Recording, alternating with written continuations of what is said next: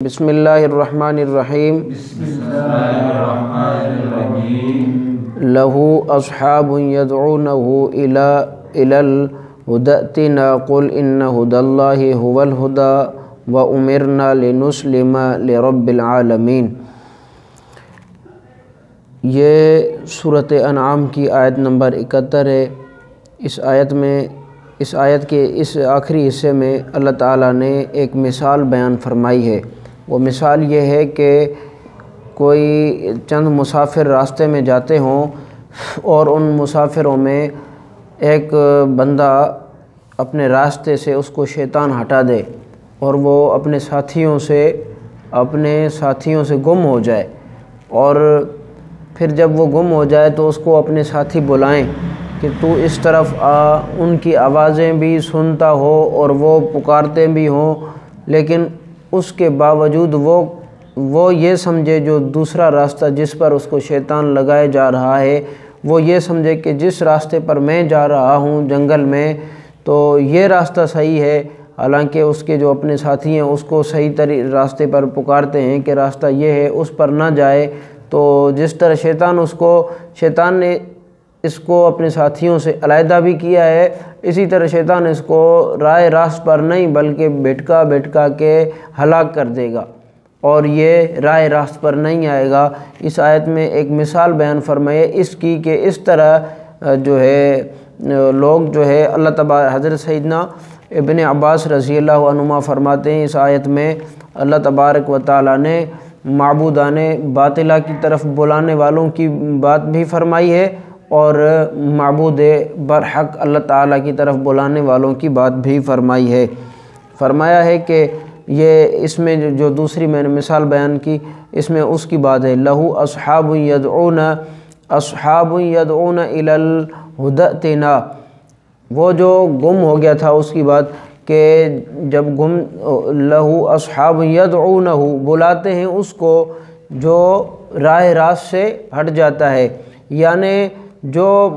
ایمان سے ہٹ جاتا ہے تو اس کو، یعنی گمراہ ہو جاتا ہے، صحیح راستے سے ہٹ جاتا ہے تو اس کو بلاتے ہیں، یدعونہ، اس کو بلاتے ہیں، اور کس راستے پر بلاتے ہیں؟ ھدی ائتنا، کہ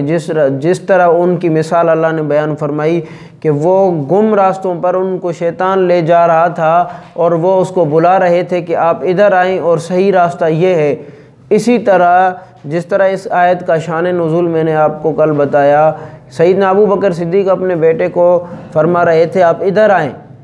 اور آپ ادھر آئیں، اور جو ہے جہاں پر میں ہوں ہمارے آقا صلی اللہ علیہ وسلم ہیں، دیگر اصحاب ہیں، آپ ادھر آ جائیں۔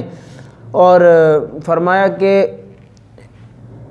ھدی ائتنا، ادھر آ جائیں، قل ان ھدی اللہ ھو الھدی، فرما دیجئے کہ اللہ ہی کا راستہ ہدایت ہے۔ وہ اپنے آبائی طریقے کو ہدایت کہہ رہے تھے، اللہ تبارک و تعالیٰ نے فرمایا کہ فرما دیجئے کہ ان ھدی اللہ ھو الھدی، اللہ ہی کا راستہ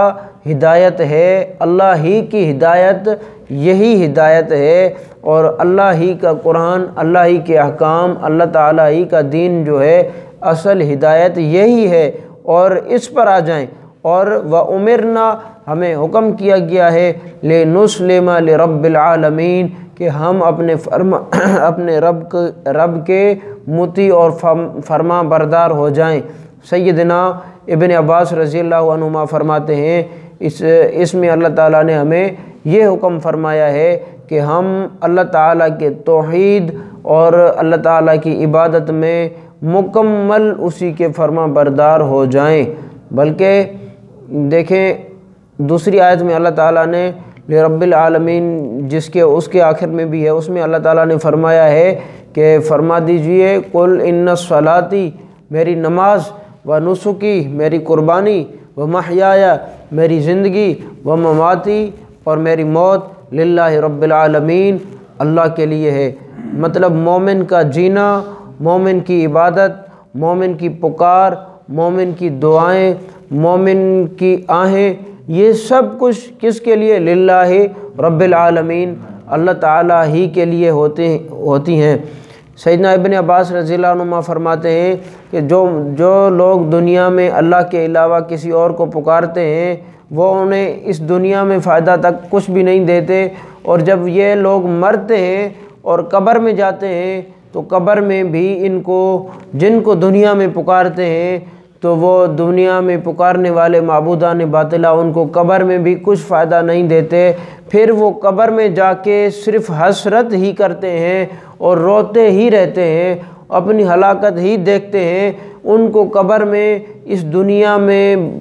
باطل معبودوں کو پکارنے کا کوئی صلہ اور فائدہ نہیں ملتا، اور جو دنیا میں اللہ کو پکارتے ہیں ان کے لیے قبر کی آسانیاں، ان کے لیے قبر کے اندر قبر اور محشر میں سارے راستے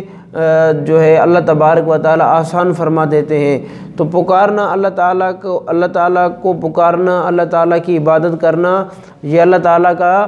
حق ہے، اس لیے اللہ تعالیٰ ہی کو پکارنا چاہیے اور لوگوں کو بھی اللہ تعالیٰ کے پکار پر لانا چاہیے، جس طرح سوا لاکھ انبیاء اکرام علیہم السلام کا راستہ ہے۔